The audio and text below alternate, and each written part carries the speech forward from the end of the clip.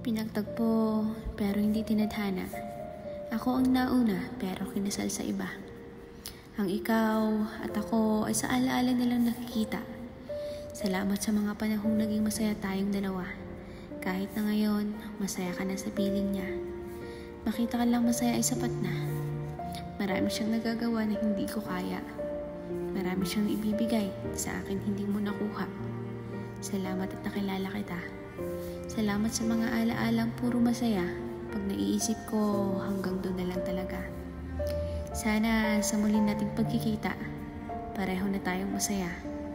Pareho na tayong masaya sa pamilyang binuo ng bawat isa.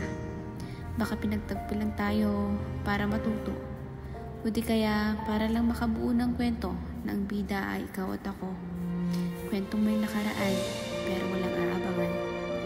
O baka naman siguro hindi tayo sa dulo kasi nakataktang ako